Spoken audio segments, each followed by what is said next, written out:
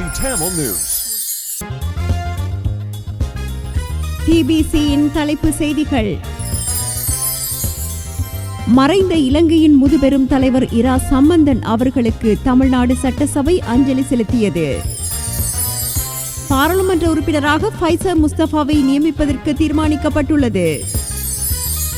பாராளுமன்ற சபாநாயகர் அசோக ரன்வலவின் கல்வி தகமைகள் தொடர்பாக மூண்ட சர்ச்சையை அடுத்து அவரின் பெயருக்கு முன்னால் இருந்த கலாநிதி பட்டம் நீக்கப்பட்டுள்ளது. கிளப் வசந்த படுகொலை தொடர்பில் கைது செய்யப்பட்ட 8 சந்தேக நபர்கள் பிணையில் விடுதலை. அவை TBCயின் தலைப்பு செய்திகள்.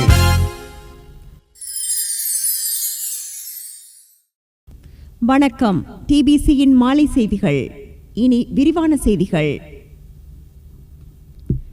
இந்தியாவிற்கான 3 நாள் உத்தியோகபூர்வ விஜயத்தை மேற்கொண்டு ஜனாதிபதி அனுரகுமார திசாநாயக்க எதிர்வரும் ஞாயிற்றுக்கிழமை புதுடில்லி செல்கிறார் என்று அமைச்சரவை பேச்சாளர் டாக்டர் நலிந்த ஜெயதிச இன்று அறிவித்துள்ளார்.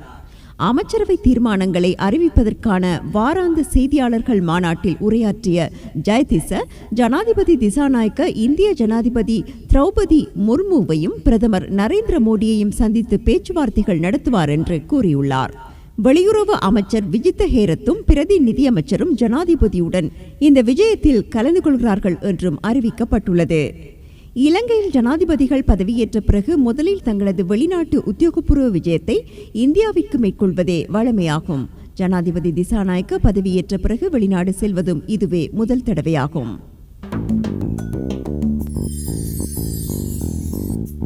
ஜனாதிபதி திசாநாயக்கவின் இந்திய விஜயத்திற்கு முன்னதாக இந்தியா இலங்கைக்கு பல்வேறு உதவி திட்டங்களை அறிவித்திருக்கிறது. வடக்கில் காரை நகர் படகுகள் கட்டும் துறைமுகத்தை நிர்மாணிப்பதற்கும் இயந்திரங்கள், உபகரணங்கள் மற்றும் அலுவலக விநியோகங்களை வழங்குவதற்கும் நிதி உதவி செய்வதற்கு இந்தியா இணங்கியுள்ளது. இது தொடர்பில் கடந்த அக்டோபர் 21 காணப்பட்ட உடன்பாட்டிற்கு அமைச்சரவை நேற்றைய தினம் அங்கீகாரம் வழங்கியுள்ளது. உடன்படிக்கை இன்னமும் கைச்சாத்திடப்படவில்லை என்ற போதிலும் கடற்றொழில் அமைச்சர் ராமலிங்கம் சந்திரசேகரன் அமைச்சரவையின் அங்கீகாரத்துடன் உடன்பாட்டை பூர்த்தி செய்வதற்கும் கப்பல் கட்டும் துறைமுக நிர்மாண நடவடிக்கைகளுக்காக ஒதுக்கப்படும் நிதியை பயன்படுத்துவதற்கும் புதிய கொள்கை ஒன்றை வகுக்கவும் தீர்மானித்துள்ளார். அதேவேளை நவீனகரமான 22 ரயில் என்ஜின்களையும் உதிரி பாகங்களையும் நன்கொடையாக ரயில்வே திணைக்களத்திற்கு வழங்கவும் இந்தியா முன்வந்துள்ளது. இது தொடர்பில் இந்திய ரயில்வே கம்பெனி ஒன்றுடன் கடந்த ஜூன் மாதம் 11 முன்வைத்த முன்மொழிவுக்கு அமைச்சரவை இன்று அங்கீகாரம் வழங்கியுள்ளது.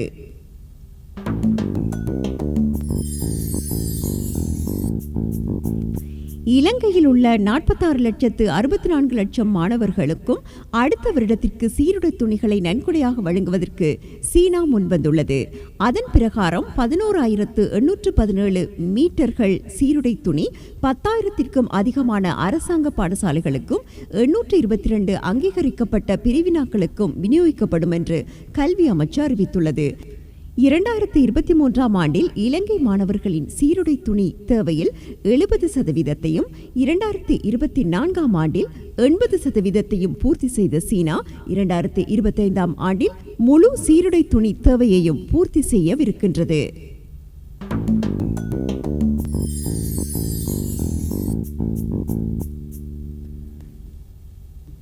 மறைந்த முதுபெரும் தலைவர் இரா சம்பந்தன் அவர்களுக்கு தமிழ்நாடு சட்டசபை அஞ்சலி செலுத்தியுள்ளது. அண்மைய மாதங்களில் காலமான மேற்கு வங்க மாநிலத்தின் முன்னாள் முதலமைச்சர் புத்தா தெப் பட்டாச்சாரியா, புகழ்பெற்ற கம்யூனிஸ்ட் தலைவர் சீதாராம் யெச்சூரி, முன்னாள் இந்திய ராணுவ தளபதி பத்மநாபன் ஆகியோருக்கும் தமிழ்நாடு சட்டசபை அஞ்சலி செலுத்தியது.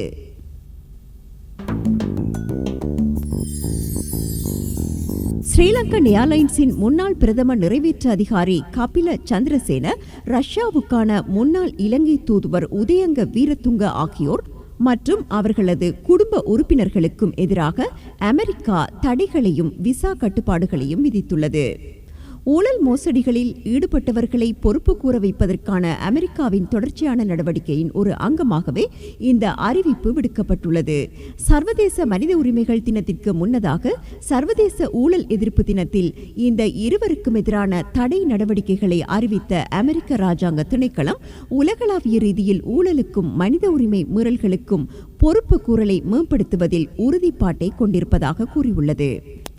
ஏர்பஸ் விமானத்தை மிகவும் அதிகூடிய விலைக்கு ஸ்ரீலங்கன் ஏர்லைன்ஸ் கொள்வனவு செய்வதை உறுதிப்படுத்துவதற்காக கபில சந்திரசேன லஞ்சம் பெற்றதாகவும் இலங்கை விமானப்படைக்காக விமானத்தை கொள்வனவு செய்வதில் இடம்பெற்றதாக கூறப்படும் ஊழல் விவகாரத்தில் உதயங்க வீரதுங்கவும் முக்கிய பங்கு வகித்ததாகவும் குற்றம் சாட்டப்பட்டுள்ளது.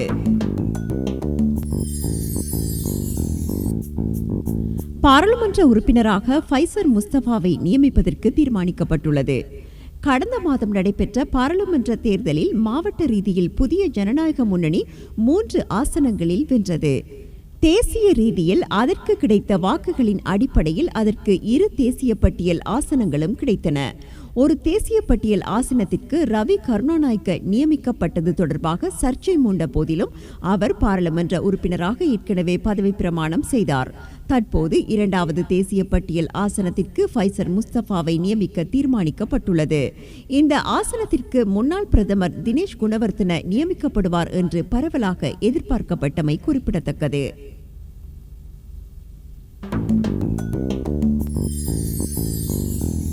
பாராளுமன்ற சபாநாயகர் அசோக ரன்வலவின் கல்வி தகமைகள் தொடர்பாக மூண்ட சர்ச்சையை அடுத்து பாராளுமன்ற இணையதளத்தில் அவரது பெயருக்கு முன்னால் இருந்த கலாநிதி பட்டம் நீக்கப்பட்டுள்ளது.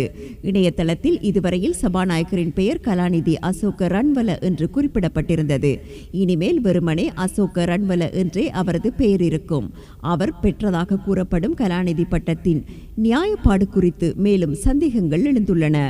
சபாநாயகரின் கலாநிதி பட்டம் குறித்து கடந்த வாரம் சர்ச்சை கிளப்பிய தேர்தல்கள் ஆணைக்குழுவின் முன்னாள் தலைவர் மஹிந்த தேசப்பிரிய ரன்வல கலாநிதி பட்டத்தை எவ்வாறு பெற்றார் என்பதை நிரூபிக்க தவறினால் அவர் பதவி விலக வேண்டும் என்றும் தேசிய மக்கள் சக்தி அவருக்கு எதிராக நடவடிக்கை எடுக்க வேண்டும் என்றும் கோரியிருந்தமை குறிப்பிடத்தக்கது.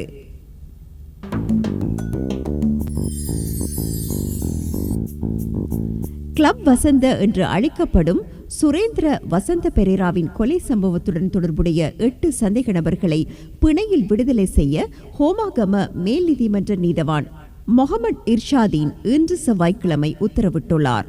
8 சந்தேக நபர்களையும் தலா 1 லட்சம் ரூபாய் ரொக்க பிணை மற்றும் 2 சரீர பிணையில் விடுதலை செய்ய நீதிமன்றம் உத்தரவிட்டுள்ளது. மேலும் பிணையில் விடுவிக்கப்பட்டுள்ள 8 சந்தேக நபர்களுக்கும் வெளிநாட்டு பயணத்தடை விதிக்கப்பட்டுள்ள நிலையில் சந்தேக நபர்கள் ஒவ்வொரு ஞாயிற்றுக்கிழமைகளிலும் ஆத்துரகிரிய போலீஸ் நிலையத்தில் முன்னிலையாக வேண்டும் எனவும் நீதிமன்றம் உத்தரவிட்டுள்ளது. சந்தேக நபர்கள் நீதிமன்றில் இன்றைய தினம் ஆஜர்படுத்தப்பட்ட போதே இந்த உத்தரவு பிறப்பிக்கப்பட்டுள்ளது. கடந்த ஜூலை மாதம் 8ஆம் திகதி ஆத்துரகிரிய பிரதேசத்தில் உள்ள பச்சை குத்தும் நிலையம் ஒன்றின் திறப்பு விழாவின் போது இடம்பெற்ற துப்பாக்கிச் சூட்டில் கிளப் வசந்த உட்பட 2 உயிரிழந்துள்ளதுடன் பிரபல பாடகியான கே சுஜிவா உட்பட 4 பேர் காயமடைந்தமை குறிப்பிடத்தக்கது. இத்துடன் டிபிசியின் இன்றைய நாளுக்கான மாலை தமிழ் செய்திகள் நிறைவடைகின்றன. எமது அடுத்த செய்திகளை நாளை காலை எதிர்பாருங்கள். வணக்கம்.